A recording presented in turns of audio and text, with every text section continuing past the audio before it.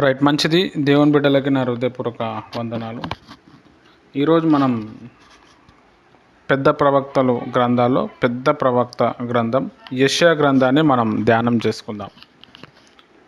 మీకు తెలుసు, యెషయా గ్రంథంలో టోటల్గా 66 పుస్తకాలు ఉంటాయి. బైబిల్లో కూడా 66 పుస్తకాలు ఉంటాయి.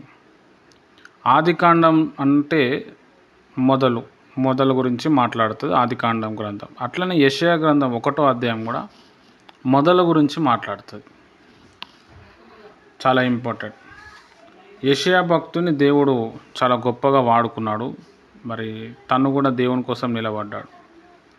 యెషయా భక్తుడు ఒక ప్రవక్త. ప్రవక్తలు అనేవాళ్ళు ఎక్కువగా లోకంతో మింగిల్ అవ్వరు. బంధువులతోటి, చుట్టాలతోటి వాళ్ళకి ఇష్టం ఉండదు. సోలోగా ఉండాలి, అలోన్గా ఉండాలి, సైలెంట్గా ఉండాలి, ఎక్కువగా ప్రేయర్లో గడపాలి. రాత్రుల్లో వీళ్ళకి సరిగా నిద్ర రాదు. లోకంతో, ప్రపంచంతో, ఈవెందో ఇంటి వారితో కూడా వీరు సరిగ్గా ఉండలేరు. అంటే డిఫరెంట్ మెంటాలిటీ వీరికి ఉంటుంది. అట్లా ఎందుకు ఉంటుంది బ్రదర్ అంటే ప్రవక్తలు అంటే అట్లనే ఉంటారు. వాళ్ళు ఎక్కువగా లోకం కంటే కూడా దేవుణ్ణి ఎక్కువ ప్రేమిస్తారు. అంటే ప్రవక్త పిలుపు ఉన్న వాళ్ళకి ఆ మూమెంట్ ఉంటుంది. ఇక్కడ యెషయా గ్రంథాన్ని మనం చదువుతూ ఉంటే ఈ గ్రంథంలో మరి యోహాన్ భక్తుడు గురించి చెప్పబడ్డది. యెహోవా కొరకు మార్గం సిద్ధపరచండి అని అరణ్యంలో ఒకని కేక వేయుచున్నదని ఒక మాట ఉంటుంది. యెషయా 48 అధ్యాయం 44 అధ్యాయంలో ఉంటుంది. యేసు ప్రభు వారు ఎట్లా చనిపోతారు, ఆయనకి గాయాలు ఎందుకైతే, మరి ప్రభు గాయాల వల్ల మనకి స్వస్థత వచ్చిందని చెప్పి మనకు తెలుసు. ఆ మాట యెషయా గ్రంథంలో ఉంటుంది. Mean while at the same time మరి ఒక కన్యక గర్భం ధరించి ఒక కుమారుని కంటారు. అతనికి ఇమ్మాన్యుయేల్ అని పేరు పెడతారు అనేది కూడా యెషయా ప్రవక్తనే ప్రవచించాడు. చాలా క్లియర్ కట్గా అనమాట. యెషయా గ్రంథంలో ఉన్న ప్రవచనాలన్నీ కూడా యేసు ప్రభులో నెరవేరుతూ ఉంటాయి. సేవకుల గురించి యెషయా గ్రంథంలో చాలా వాగ్దానాలు ఉంటాయి. చూడుము, నేను అరచేతిలో నేను చెక్కుకొని ఉన్నాను. స్త్రీ తన చంటి బిడ్డను మర్చునా, వారైనా మర్చుదురు కానీ నేను నిన్ను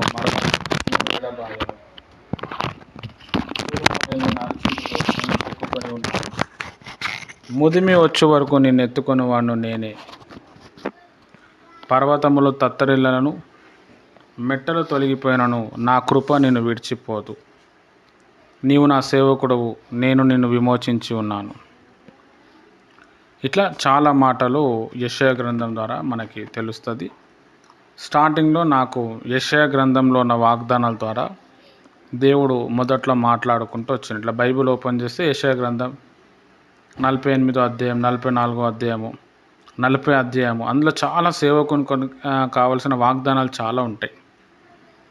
అవన్నీ కూడా మనకి దొరుకుతుంది. యెషయా 60 అధ్యాయము, 61వ అధ్యాయము, చాలా అద్భుతమైన విషయాలు. యెషయా 54వ అధ్యాయము.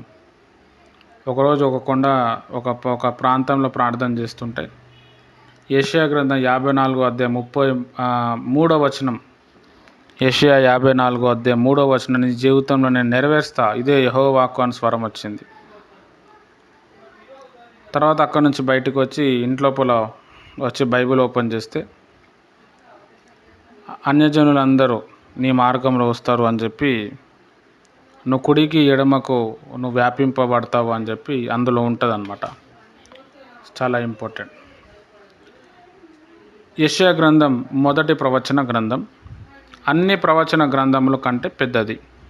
లేఖన భాగం రుజువుగా అంగీకరించగలిగిన వారు సులువుగా ఈ గ్రంథంను రాయబడిన కాలం మరియు రచయిత కనుగొనగలరు. మొదటి వచనంలో ఉజ్జియా, యోతాము, అహజు, హిజ్కియా అను యూదా రాజుల కాలంలో ఆమోజు కుమారుడగు యెషయాకు కలిగిన దర్శనము.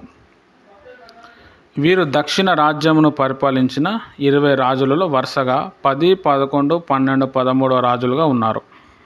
వీరు సుమారు క్రీస్తు పూర్వం 810 నుండి 698 కాలంలో పాలించిరి. ఇక్కడ వీళ్ళ చరిత్ర గురించి చెప్తున్నాడు. యెషయా అనే ప్రవక్త దగ్గర ఎంతమంది రాజులు పరిపాలించారు. ఆ పరిపాలించినప్పుడు ప్రతి రాజు దగ్గర ఒక ప్రవక్త ఉంటాడు. ప్రవక్త గొప్పవాడా, రాజు గొప్పవాడా అంటే ప్రవక్తనే గొప్పవాడు. ఎందుకంటే రాజుకి ఏదైనా అవసరం వచ్చిందంటే ప్రవక్త దగ్గర రావాల్సిందే. చాలా ఇంపార్టెంట్. ఇప్పుడు ప్రజెంట్ సిచ్యువేషన్లో ఏమవుతుందంటే దైవజనుల వాళ్ళు రాజకీయవేత్తలతో తిరుగుతున్నారు, రాజకీయ వైపు చూస్తున్నారు, రాజకీయంలో ఉంటూ కూడా దేవుని పరిచర్య చేస్తున్నారు. కానీ రాజకీయం వేరు, యాజకత్వం వేరు, రెండింటికి అస్సలు కుదరదు. యెషయా భక్తుడు ఎంత పవర్ఫుల్లో అక్కడున్న రాజులు తన దగ్గర వచ్చి నేర్చుకునేవాళ్ళు. ఒక ప్రవక్త వస్తున్నాడు అంటే రాజు కూడా సాగిల పడిపోయేవాడు. అంటే దేవుడు ప్రవక్తలకి ఆ స్థాయి ఇచ్చాడు. మరి ప్రవక్తలు ఏమైనా బంగారం వేసుకుంటారా, మంచి ఇండ్లలో ఉంటారా అంటే ఏముండదు. సరిగా ఇల్లే ఉండవు, గుహలలో కొండల దగ్గర ఉంటారు. సరైన వస్త్రధారణ కూడా ఉండదు. కానీ రాజు ప్రవక్తలను చూస్తే భయపడతారు. కేవలం ఎందుకు భయపడటం అంటే వారికి ఉన్న ఆ డెడికేషన్ అన్నమాట. అప్పటి కాలంలో దేవుడు ప్రవక్తలతో వచ్చి మాట్లాడేటవారు. ప్రవక్తలు వచ్చి రాజులతో కావచ్చు, దేశ ప్రజలతో కావచ్చు, దేవుడు ఇట్లా చెప్తుండని చెప్పేవాళ్ళు.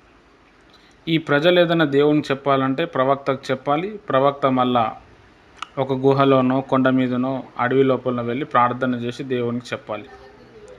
అది ఆ కాన్సెప్ట్ ఉండే పాత రోజుల్లో, యేసుప్రభు వారు భూమి మీదకి రాకముందు. అయితే ఇప్పుడు ఏమైపోయింది, యేసుప్రభు వారే భూమి మీదకి వచ్చారు, దేవాది దేవుడే భూమి మీదకి వచ్చారు. కాబట్టి ఇప్పుడు ఆ కాన్సెప్ట్ లేదు. ఎవరైనా ప్రార్థన చేయొచ్చు, ఎవరైనా యాజకత్వం చేయొచ్చు. రాజులైన మన లోపల రాజు ఉన్నాడు, ఒక యాజకుడు కూడా ఉన్నాడు. యెషయా జీవితం మరియు పరిచర్య కేవలం ఈ ప్రవచన గ్రంథంలో మాత్రమే లేదు. 2 రాజుల గ్రంథం 19 మరియు 20 అధ్యాయాల్లో హిజ్కియా కీలిక దినంలో యెషయా పరిచయను గమనించగలం. 2 దినవృత్తాంతములు 32 అధ్యాయం 20 వచనంలో కూడా గమనించగలం. దేవుని పిలుపు యెషయా 6 అధ్యాయం 1 మొదటి ఆహాజు ఆఖరి సంవత్సరం పాలనలో వచ్చినది. హిజ్కియా 29 సంవత్సరముల పాలనలోని 2వ భాగం వరకు యెషయా ప్రవచించెను. మొత్తం సంవత్సరం 46 సంవత్సరాలు ప్రవచన పరిచర్య. క్రీస్తు పూర్వం 760 నుండి 714 వరకు. అటు తర్వాత యెషయా 15 నుండి 20 సంవత్సరాలు బ్రతికాను. ఆ కాలంలో మనష్షే పాలించుచున్నాడు మరియు అషూరియులు రాజైన సెన్హెరేబు మరణం వరకు బ్రతికాను. యెషయా కాలంలో సమకాలీన ప్రవక్తలు కూడా కలరు. వారు ఆమోసు, హోషేయ, మీకా మరియు ఒదేదు అయితే ఇక్కడ ఒదేదు అని పడ్డది. ఈ కాలంలో హెబ్రీ ప్రవచనము కాలంలో స్వర్ణయుగము అని పిలిచేవారు. యెషయా విస్తృత పరిచర్య చేయుచున్న సంవత్సరంలో ఇశ్రాయేలు ఉత్తర రాజ్యము అషూరియుల చెరకు కొనపోబడేది. యెషయా గ్రంథం కూడా వ్యతిరేకలు లేక విమర్శలు కలరు. 5 కాండములకు వెలుపల ఎక్కువగా విమర్శించబడిన గ్రంథం యెషయా పుస్తకం. ఈ గ్రంథం రచయిత విషయమే అనేక ఇతర ప్రతిపాదనలు కలవు మరియు రాయబడిన కాలంను బట్టి కూడా అనేక వివాదములు కలవు. ఈ గ్రంథంలో చెప్పబడిన భవిష్యత్తు విషయములు ప్రవచనములు అనేకులు సందేహించిరి. అలాంటి అద్భుతములు జరుగుటకు అవకాశం లేవని వాదించేవారు కలరు. అలాంటి భావములు కలవారు ఈ గ్రంథమును చదివి కార్యము అర్థం చేసుకునడం చాలా కష్టం. ఎందుకనగా ఈ గ్రంథంలో ఎక్కువ భాగం హెచ్చరికలు, వాగ్దానాలతో కూడా నిండి ఉన్నది. ఈ వాగ్దానం సుమారు 100 మంది 7000 సంవత్సరాల కాలములకు సంబంధించిన సంఘటనలు. యెషయా మరణించిన తర్వాత భవిష్యత్ కాల విషయములను కూడా అతడు తెలియజేశాను. చాలు. యెషయా గ్రంథాన్ని మనము ధ్యానం చేస్తూ ఉన్నప్పుడు చాలా గొప్ప విషయాలు తెలుస్తాయి.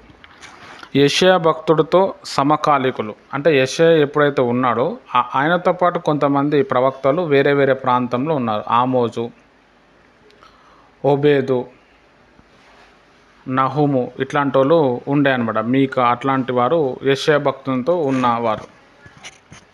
చాలా ఇంపార్టెంట్. మరి యెషయా పరిచర్య గురించి రాజుల గ్రంథంలో కనిపిస్తుంది, దినవృత్తాంతముల గ్రంథంలో కూడా మనకి కనిపిస్తుంది. అంటే ప్రవచన పరిచర్య అనేది వేరు అన్నమాట. అపోస్తుల పరిచర్య వేరు, సువార్థికుల పరిచర్య వేరు, కాపరి పరిచర్య వేరు, బోధకుడు పరిచర్య వేరు. మన పిలుపు ఎట్లయితే ఉంటుందో, మన ఆలోచన విధానం, మన ప్రార్థనా జీవితం, మనకు రావాల్సిన ప్రత్యక్షతలు, మన పరిచర్య విధానం ఇట్లనే ఉంటుంది. చాలామంది ఏం చేస్తారు అంటే, దేవునిలో వచ్చిన తర్వాత దేవుని సేవ చేయాలని వచ్చినప్పుడు ఎవరో ఒక పాస్టర్ని చూసి ఆ పాస్టర్ని కాపీ కొట్టుకుంటూ వెళ్ళిపోతారు. అదే సరైన నిర్ణయం అనుకొని వెళ్తూ ఉంటారు. అక్కడ సక్సెస్ కారు. సక్సెస్ కాకపోవటానికి కారణం ఏంటంటే, పిలుపు వేరేది ఉంటుంది, మనకేమో తెలియదు, అదే అనుకొని వెళ్ళిపోతారు. ఇప్పుడు ఒక సువార్థికుడు ఉన్నారనుకోండి, ఆయన పని ఏంటంటే బయటికి వెళ్ళి కొంచెం సువార్త చేసి రావాలి. ఈ సువార్థికుడు సంఘం కట్టాలని చెప్పి తనలాడుతూ ఉంటాడు. ఆయన దగ్గర సంఘం నిలబడదు. చాలా ఇంపార్టెంట్. సంఘ కాపరి ఉంటాడు పాస్టర్. ఈ పాస్టర్ ఏం చేస్తాడు అంటే సువార్త చేయడానికి ప్రయత్నం చేస్తూ ఉంటాడు. సువార్త చేయొచ్చు, కానీ నీకు ఆల్రెడీ సంఘం చెదిరిపోతూ ఉంటుంది. అయితే ప్రతి వ్యక్తి చాలాసేపు ప్రార్థనలో గడిపినప్పుడు దేవుడు యెషయాని కాల్చినట్టు 6వ అధ్యాయంలో మనకి యెషయా గురించి తెలుస్తుంది. ఆయన బాగా ఆరాధనలో డీప్గా ఉన్నప్పుడు పరలోక రాజ్యం చూస్తూ ఉంటాడు. ఒక మంట ఉంటుంది, అందులోకి వెళ్ళి ఒక బొగ్గు తీసుకొచ్చి ఈయన నోటికి అంటించినప్పుడు దేవుని ఒక అగ్ని నేను తాకుతుంది. అక్కడి నుంచి ఆయన మారిపోతాడు. మనం యెషయా గ్రంథం మొదట్లోకెళ్ళి స్టార్ట్ చేస్తే యెషయా భక్తుడు కూడా అహంకారంగా ఉంటాడు. కానీ ఎప్పుడైతే యెషయా గ్రంథం 6వ అధ్యాయం మనం చదువుతున్నప్పుడు ఆ కొలిమి, ఆ బొగ్గు ఏదైతే ఎప్పుడైతే ఆయన నోటికి తాకుతుందో, ఆ దర్శనం చూస్తాడో, అక్కడ నుంచి ఆయన లైఫ్ చేంజ్ అయిపోతుంది. తగ్గింపుకు వస్తాడు. ఎవరు ఎందుకు ప్రభా నేను సేవకు వెళ్తానంటాడు. తగ్గింపు కనుక అనిపిస్తుంది. అప్పుడున్న యెషయా వేరు, అక్కడ అంతకుముందు ఉన్న యెషయా వేరు. యెషయా భక్తుని చూసుకొని మనం ముందుకు పోవచ్చు. ఇక్కడ యెషయా గ్రంథం మనం చదువుతున్నప్పుడు 3 సంవత్సరాలు దేవుడు యెషయా భక్తునికి వస్త్రములు వేసుకోవద్దు అని చెప్తాడు. దేవుని కోసం యెషయా భక్తుడు వస్త్రం వేసుకోకుండా 3 సంవత్సరాలు ఉంటాడు దిగంబరిగా. ఎందుకు బ్రదర్ దేవుడు వస్త్రాలు వేసుకోవద్దు అన్నాడు అంటే, మీరు యెషయా గ్రంథం పూర్తిగా మంచిగా ప్రశాంతంగా చదివితే మీకు ఆన్సర్ వచ్చేస్తుంది. చాలా ఇంపార్టెంట్. అంటే దేవుని కోసం అంత త్యాగం చేసిండు ఆయన. అందుకే దేవుడు అతన్ని చాలా మర్మాలు బయలుపరిచిండు. యెషయా భక్తుడించిన చెప్పిన డీపెస్ట్ మర్మాలు ఇంకా ఏ ప్రవక్త కూడా చెప్పలేకపోయాడు. చాలా క్లియర్గా చెప్పాడు. యెహోవా మరణాన్ని మింగేస్తాడు అన్నాడు. తర్వాత దేవుడు కన్యక గర్భంలో వస్తాడు అన్నాడు. యెషయా 53లో ఆయనని చితకబాదుతారు. యెహోవాకి ఇష్టము ఆయనకు బాధ పెట్టడం, మన రోగాలు ఆయన భరిస్తాడు. ఇవన్నీ చాలా గొప్ప డీపెస్ట్ విషయాలు. యేసు ప్రభు గురించి పెద్దగా అవగాహన లేని ఆ టైంలోనే ఆయన చెప్పిండు. ఆయన చనిపోయిన తర్వాత కూడా అది నెరవేరింది. దానికి కారణం ఏంటంటే యెషయా భక్తుడు దేవుని బాగా పట్టుకున్నాడు, బాగా దేవుని నమ్మిండు. దేవుడు ఏది చెప్తే అదే. ఇక మన జీవితంలో కూడా వాక్యం చెప్తా ఉన్నప్పుడు అబ్బా నేను కూడా ఆయన లెక్క వాక్యం చెప్పాలి, ఈమె లెక్క వాక్యం చెప్పాలని సహజంగా మనకు ఒక ఆశ ఉంటుంది. ఆ ఆశ ఉండటం మంచిది. అయితే ఆశ అవన్నీ చెప్పగలగాలి అంటే దేవునికి ఏదైనా గొప్ప కార్యాలు మనం చేయాలి, దేవుడు చెప్పింది చేయాలి, దేవుని కోసం మనము నిలబడాలి. అప్పుడు దేవుడు మనకి మర్మాలు బయలుపరుస్తూ ఉంటాడు. దేవుని ఒక ఆశ కూడా ఏంటంటే ఆయన గురించి గొప్పగా చెప్పాలని, లోతుగా చెప్పాలని చెప్పి. ఇప్పుడు మనం యూట్యూబ్ ఓపెన్ చేసినా బయటికి వెళ్ళినా ఎంతోమంది సేవకులు ఉంటారు. ఒక వాక్యం విన్నారనుకోండి, దాన్నే కాపీ కొట్టి కొంచెం మసాలా కలిపి అది చెప్పుకుంటూ ఉంటారు చాలామంది. లేదా పుస్తకాలు చదివి చెప్తూ ఉంటారు మ్యాక్సిమం. కొంతమంది, చాలా తక్కువ మంది ఏం చేస్తారు అంటే బైబిల్ క్షుణ్ణంగా చదివి దాంట్లో ఉన్న మర్మాలు చెప్పడానికి ప్రయత్నం చేస్తారు. వాళ్ళు కొన్ని ఏమో చదవరు, కానీ వాళ్ళ నోట్లోకి వెళ్ళి దేవుడు ఇస్తూ ఉంటాడు. అది చదివితే బైబిల్లోనే ఉంటాయి. దానికి కారణం ఏంటంటే వాళ్ళ సమర్పణ చాలా ఇంపార్టెంట్. అంటే ఎవరిది ఎట్లా సమర్పణ దేవునితో ఉంటుందో అట్లా మన జీవితం కూడా దేవుడు ఆ విధంగా చేస్తాడు. అది యెషయా భక్తుడి ద్వారా నుంచి మనము నేర్చుకోవచ్చు. ఒకవేళ దేవుడు మిమ్మల్ని ప్రవక్తగా పిలిచాడు అనుకోండి, ఆ ప్రవక్తి పని చేయండి, చాలా మంచిది. ఆ సేవ సక్సెస్ అవుతుంది. దేవుడు నిన్ను పాస్టర్ పిలుపు పిలిచిండు అనుకోండి, అదే సేవ చేయండి. అపోస్తుల పిలుపు ఉందనుకో, అదే సేవ చేయండి.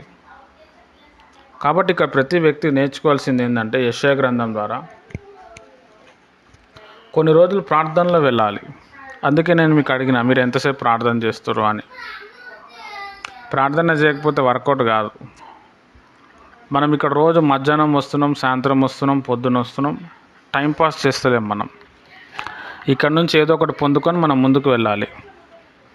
ఆ ముందుకు వెళ్ళటానికి మెయిన్ బైబిల్ రీడింగు, రెండోది ప్రేయర్ ఉండాలి. లేకపోతే వాక్యం చాలా బాగుంది బ్రదర్ అనే బ్యాచ్లోనే ఉండిపోతారు మీరు.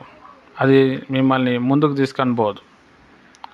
ఇట్లా యెషయా గ్రంథంలో చాలా మంచి మంచి మాటలు ఉంటాయి.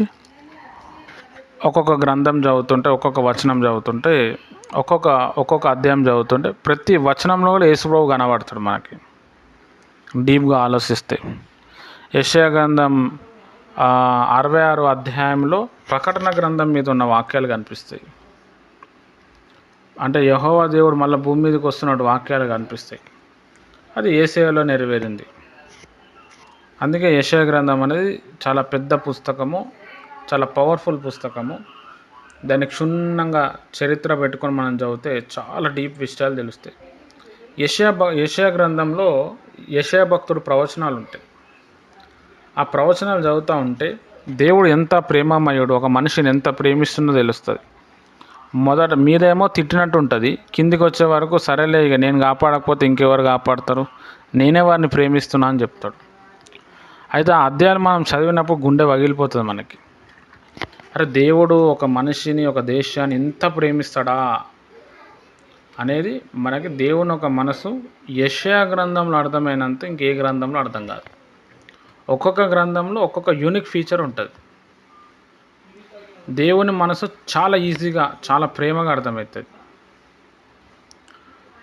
కొన్ని దగ్గర ఏమో శాపాలు ఉంటాయి, నేను నాశనం చేసేస్తాను, నేను ఆగం చేసేస్తాను, నేను అది ఇది అని లాస్ట్లో సరే నేను వాళ్ళని రక్షిస్తా అంటాడు. చాలా ఇంపార్టెంట్, రైట్. కాబట్టి దేవుని ప్రియమైన వారలారా, మీరు యెషయా గ్రంథాన్ని ధ్యానం చేయండి. దేవుడి మాటలు దీవించును గాక. ఆమెన్.